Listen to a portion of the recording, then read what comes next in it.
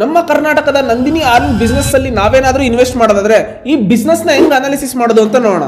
Business ಗಳನ್ನ analysis ಮಾಡಕ್ ಒಂದು ಮೆಥಡ್ ಇದೆ, ಅದನ್ನೇ ಸ್ವಾಟ್ ಅನಾಲಿಸಿಸ್ ಅಂತ ಕರೀತಾರೆ. Strength, weakness, opportunity, threat. Example ಗೆ ನಿಮ್ಗೆ ಹಾಲು ಅಂದ ತಕ್ಷಣನೇ ತಲೆಗೆ ಬರೋದೆ ನಂದಿನಿ.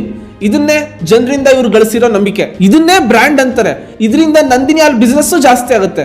ಇದೇ ಈ ಕಂಪನಿಯ ಸ್ಟ್ರೆಂತ್. ವೀಕ್ನೆಸ್ ಅಂದ್ರೆ ಇದು ಕಂಪನಿನಲ್ಲಿರೋ ಇಂಟರ್ನಲ್ ಚಾಲೆಂಜಸ್ ಇದ್ದಂಗೆ. ನಂದಿನಿನಲ್ಲಿರೋ ಮೇನ್ ಪ್ರಾಬ್ಲಮ್ ಏನಂದ್ರೆ ಇವರು ಪ್ರತಿದಿನ ಹಾಲ್ಗಾಗಿ ಸಣ್ಣ ಸಣ್ಣ ಡೈರಿ ಫಾರ್ಮ್ ನಡೆಸ್ತಾ ಇರೋ ರೈತರ ಮೇಲೂ ಡಿಪೆಂಡ್ ಆಗಿದ್ದಾರೆ. ಅವ್ರಿಗೇನಾದ್ರೂ ಸಣ್ಣದಾಗಿ ಎಫೆಕ್ಟ್ ಆದ್ರೂ ಇವ್ರಿಗೂ ಎಫೆಕ್ಟ್ ಆಗುತ್ತೆ. ಇದನ್ನೇ ವೀಕ್ನೆಸ್ ಅಂತಾನೂ ಹೇಳ್ಬೋದು.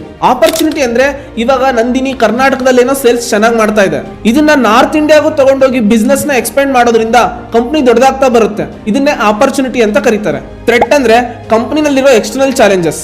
ಹಾಗಂದ್ರೆ ನಂದಿನಿ ಸೌತ್ ಇಂಡಿಯಾದಲ್ಲಿ ಏನೋ ಚೆನ್ನಾಗಿ ಸೇಲ್ಸ್ ಮಾಡ್ತಾ ಇದ್ದಾರೆ, ಇವಾಗ ಅಮೂಲ್ ಏನಾದ್ರೂ ಸೌತ್ ಇಂಡಿಯಾಗೆ ಬಂದು ಚೆನ್ನಾಗಿರೋ ಪ್ರಾಡಕ್ಟ್ ನ ಸೆಲ್ ಮಾಡೋದ್ರಿಂದ ನಂದಿನಿ ಸೇಲ್ಸ್ ಕೂಡ ಡೌನ್ ಆಗ್ಬೋದು. ಇದನ್ನೇ ಕಂಪನಿನಲ್ಲಿ ಥ್ರೆಟ್ ಅಂತಾರೆ. ಈಗ ನಿಮಗೆ ಸ್ವಾಟ್ ಅನಾಲಿಸಿಸ್ ಅಂದ್ರೆ ಅರ್ಥ ಆಗಿದೆ. ಇದೇ ರೀತಿ ಬಿಸ್ನೆಸ್ ಕಂಟೆಂಟ್ ಗಾಗಿ ನಮ್ಮ ಪೇಜ್ ನ ಫಾಲೋ ಮಾಡಿ.